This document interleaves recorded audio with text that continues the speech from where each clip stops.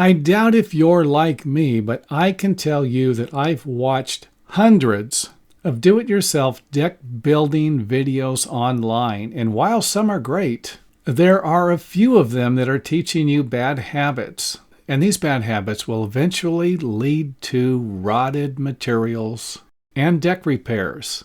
So to save you a little bit of time and money, I've stripped away the fluff and narrowed it down to 7 of what I would think viewers like yourself might end up making after watching some of these videos.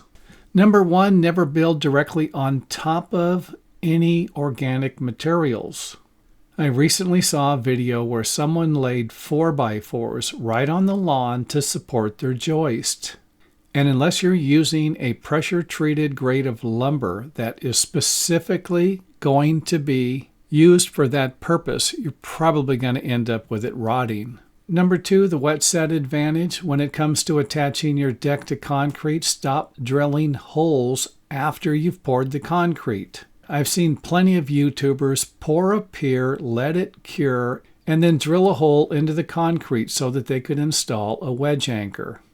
Next up, if you're going to be using a 4x4, then a standoff plate might help you a lot because concrete often acts like a sponge for moisture, and that moisture will wick straight up into your wood post, causing it to rot. And if you can, use one that allows the post to be at least 1/8 of an inch above the concrete.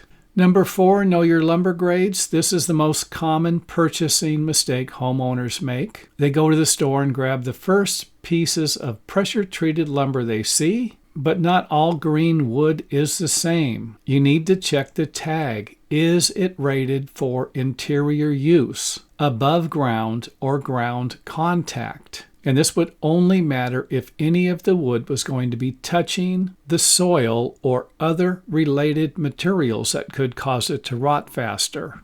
Number 5, avoid using incompatible hardware. If you are using the correct pressure-treated lumber, you need to use the correct screws and nails. The chemicals that protect the wood are harsh and can eat through standard steel fasteners.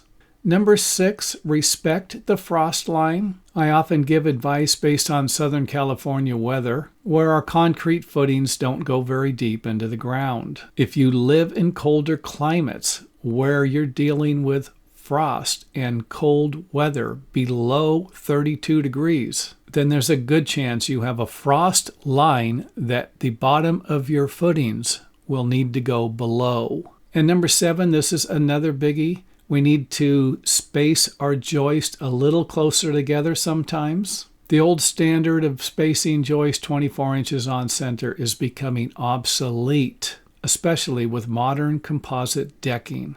And the best way to figure this out will be to simply check with the manufacturer of the decking products you're going to be using. And I think if you stick to these rules, you're going to be a little bit ahead of the do-it-yourselfers out there who are building blindly. And thanks for watching. If you enjoyed the video, let us know by hitting the thumbs up button or letting us know in the comment area.